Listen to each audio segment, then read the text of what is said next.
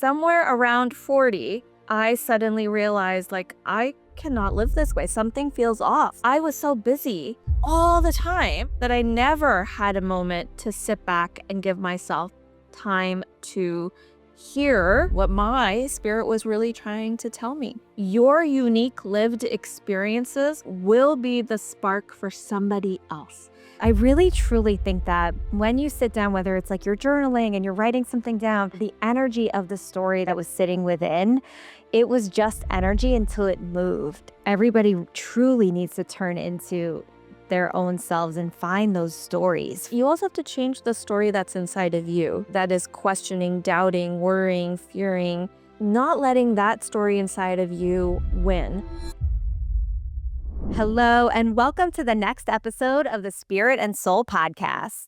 I'm your host, Tiffany Cohen, and today we have such an incredible guest. I'm really excited to have you on. And why don't you tell everybody a little bit about yourself, what you're doing right now? I am Deepika Sandhu, the CEO of Soul Sparks Press, and we are North America's fastest growing publishing house, bringing sweepingly inspirational stories to life. We've all read those books that have sparked us, that have stopped us in our tracks and made us change what we believe, changed our ways in our own life. And those are the kinds of books that we're bringing to life at Soul Sparks. And we're doing it in a way that is giving authors all the benefits of traditional publishing and all the benefits of doing it yourself. I always say we help take that story that's in your heart, bring it onto the page and into the hands of readers around the world. I feel like Soul Sparks is such a beautiful balance of like best of all the worlds. So why don't you tell everybody a little bit about how you got into this? Like, how'd you start your own publishing house? Tell us about it. I did not start with some big strategic plan. There was no big vision. There was no like, here's what we're going to do. And here's what happens in 6 months and 3 years and 5 years. And whatever it is that people think happens in business, this was not it. This was all, as your podcast suggests, it was all spirit, all soul, because I was having a conversation with my trainer, my friend, Eric Bigger. He's a former contestant on The Bachelorette. He has this beautiful method of how he takes people through their workouts. And I said, you got to teach this to people. You got to teach this to people. I'm like, you need to write a book. And he turned to me and said, if you'll do it with me, I'll do it. And I said, let's go. It was like in that moment, you didn't even have to think about it. That is how Soul Sparks Press got started. We got our first 25 authors without even thinking, and then said, wait a second, we probably need a website. Maybe we need an Instagram. Like, we had no idea. We were just growing so quickly because we were swept up in these beautiful stories that people had, and finally we could bring it to life. Today we are 106 authors strong and growing every single day. But yeah, it did not start the way I think people think about books and publishing and any business and how it would start. It was intuition that when an idea had space to land, I not only could receive it, I could catch the ball and keep going. And that's how Soul Sparks Press was born. You finally had space for the idea to land and to sit, and then not only for it to sit, but for you to be able to carry the ball, right? For you to be able to bring it to life. It's so important. And so how did you get into the meditation and everything that's really in the spiritual space for you to be able to receive that beautiful soul spark? I was your typical type A personality, a product of two-time immigrants. I was really hell-bent on making my parents' sacrifices and first coming to Canada and then to the United States work, right? I wanted their hard work to be reflective in what I did in my life. And I was a really good listener. So I really did everything in my life that teachers told you to do and, what my parents told me to do, almost like without thinking at all. I was hell-bent on being successful. So I got good grades, moving through life, checking every single box, right? Oh, it's time to get married. I can date like it's a professional sport. I can find Mr. Right. Spoiler alert, he turns out to be Mr. Wrong. But you can have the house, have the car, have the kid, have the life. And I was just in it for decades. Somewhere around 40, I suddenly realized, like, I cannot live this way. Something feels off. Something feels wrong. When I took all these books that I had been reading and tried to apply it in my own life. And it was there, I always say this, it was there that I think my future self was like, "Oh, yay, you're finally here, welcome." And that's where meditation, journaling, finding the big open spaces in our days when we think they are not even there, creating those pauses to allow in whatever needed to come. I was so busy all the time living my fabulous life that I never had a moment to sit back and give myself time to hear what I really needed, what my spirit was really trying to tell me. So then what got you into really starting to write your book? So I was always writing, even more than reading. I was a very avid writer. Anytime I had the chance, I was writing. So even growing up, I would be writing, wrote on the high school newspaper. I wrote for the San Diego Tribune. I even picked a university that was very writing intensive because I wanted to keep writing all the time. And truth be told, my dream was to be a journalist. So I ended up going into business and had a really great business career. But I was always writing, even in the business career, on the side, different projects, different blogs, starting books, never finishing them. And this was just a pattern. Every time I had to choose between writing and my professional pursuits, I always picked my professional pursuits. But writing never left me. It's like it was patiently waiting for me. So enter this scheduled breakdown and my 40s, ultimately my life changing so much. That's where finally it was like the story was building within me and it just wanted to come out onto the page. And I think for a lot of writers, they feel the story before they've ever fully written the story. You know it's inside of you. And that's what it was for me. This book just wanted to come out. And I was resisting it. I'm like, no, it's not the right time. I don't really think I should write it. And then one day I was like, oh my God, it's going to just pour. I just got to get it out. And I started writing it. And it did come out, and it released a little over 5 years ago, and this is what I always tell people about books, they just last and last and last. It's gone on to win 6 literary awards, be translated into Spanish, did very well in Mexico. It's currently being translated into French. We've got movies coming out and all sorts of things, all because I decided to say yes to this story that was building inside of me. What do you say to everybody else? And like, what is that dream for you to start to, well, that you are doing for everybody? I want everybody to write their stories. We all have a story inside of us. We all have multiple stories inside of us. But I think our inner critic gets so in the way of our writing because we have that little hater on our shoulder that likes to tell us, you can't really write this. Who do you think you are? But what I always tell my authors and anyone that I'm speaking with is let's try to activate our inner champion on that other shoulder. So it's, the devil angel type thing. Let's activate that champion because this much I know for certain. Your unique lived experiences will be the spark for somebody else. And I know that's hard to believe when we're writing. Like, could you really have that impact on someone? But I've seen it with my own book. I'm seeing it with the books my authors have released. We know it's true. We've all read books that have done that for us. So I always tell my authors, you got to let your inner champion out and you got to tell truth to the page. For now, when you start writing, your only goal is to tell truth to the page. Everybody truly needs to turn into their own selves and find those stories. Find those they're already there waiting for you and someone for sure will benefit from hearing it. And, the other thing about this is you also have to change the story that's inside of you. The story inside of you that is questioning, doubting, worrying, fearing, not letting that story inside of you win. Some of the stories we're living our life by that are inside of ourselves, they're just old. They're old. And we don't need those stories anymore. Maybe we needed them at some certain point in our life, but we don't need them anymore. We're allowed to change the stories within. So even more than me wanting you to write a book out there, I want you to ask yourself what stories you're continually telling yourself and what stories need to change now. because they do. So when you start to understand those stories and the meanings you apply to them, because a lot of times it's just the story, right?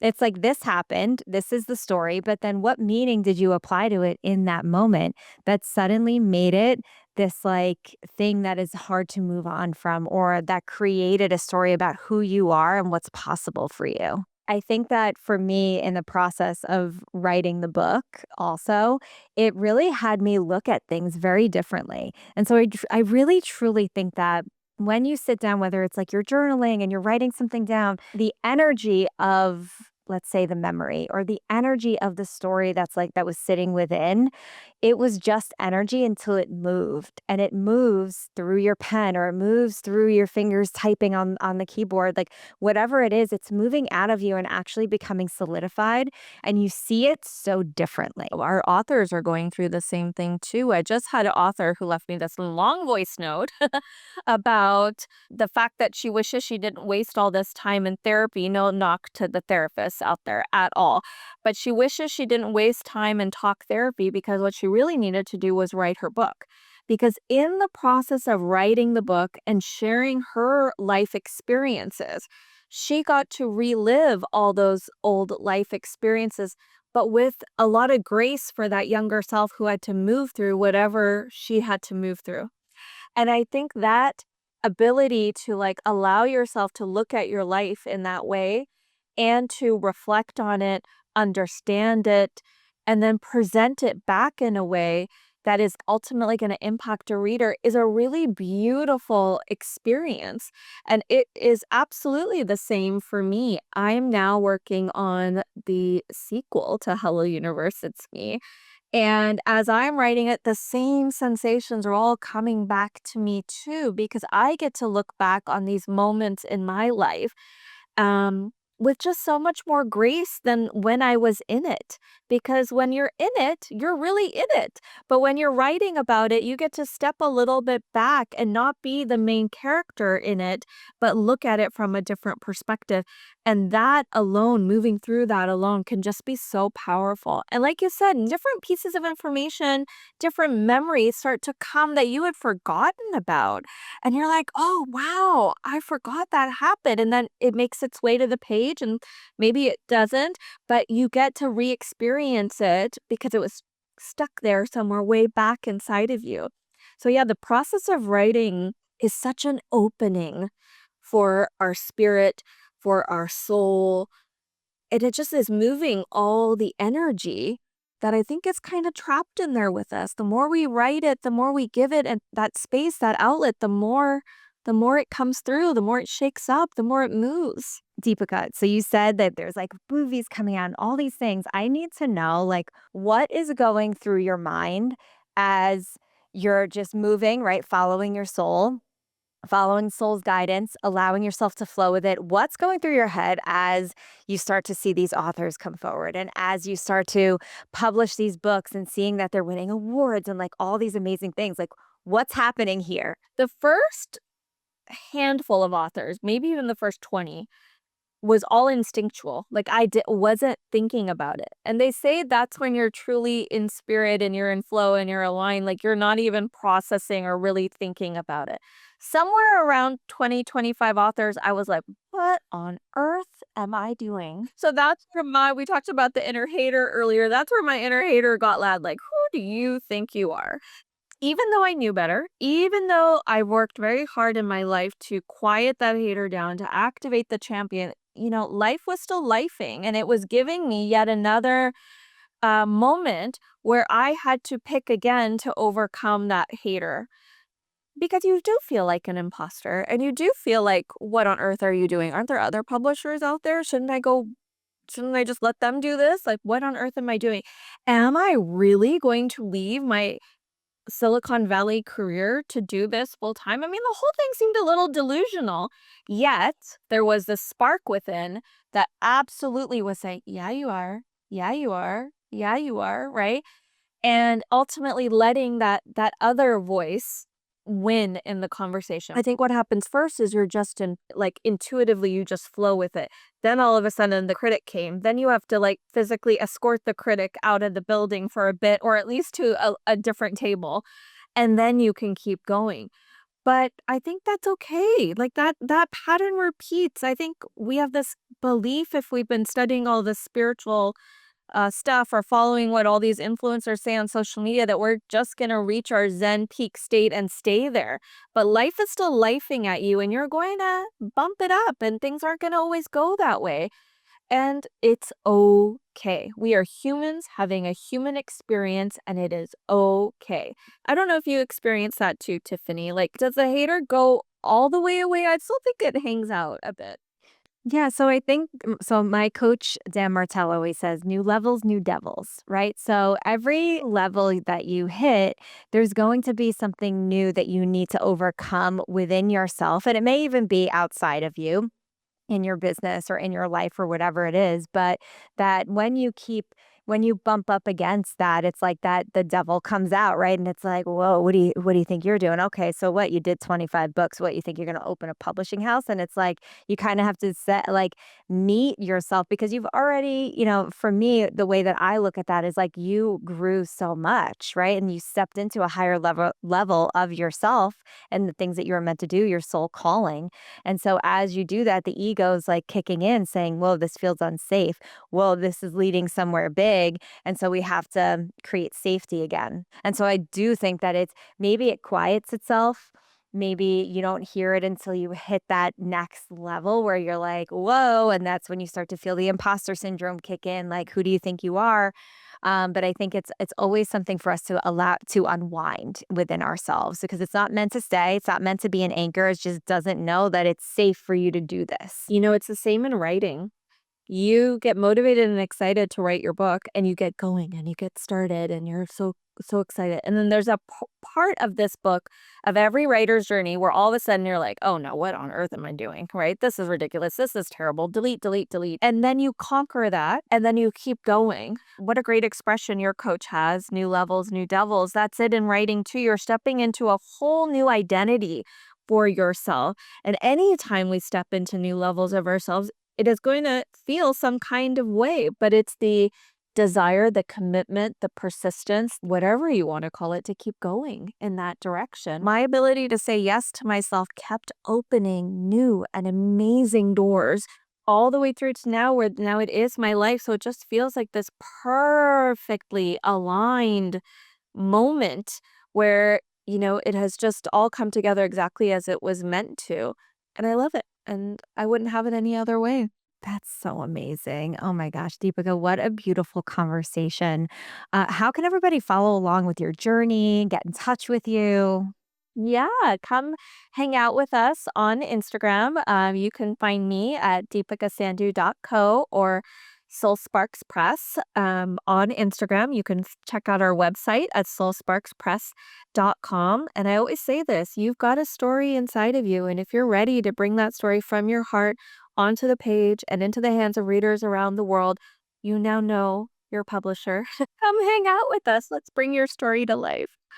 I love that so much. Oh my gosh. Well, guys, make sure that you are following along. Deepika, thank you so much for sharing your beautiful story and for doing the work that you do, sharing so many stories, so many inspiring stories of so many people around the world. So just so appreciate you and your work. Thank you. And thank you for being part of our Soul Sparks Press family. We're so excited about your book. I can't wait for it to be in the world, sparking souls as it is meant to do. And I can't wait. All right, guys, listen, I want to hear from you. What did you take away from this beautiful conversation? You can reach out to us at Spirit and Soul Studio. Let us know what moved you. Let us know if you are going to reach out to Deepika and share your story finally, because the world needs to hear it. We want to be able to cheer you on. And thank you for joining us on this episode of the Spirit and Soul podcast. We'll see you next time.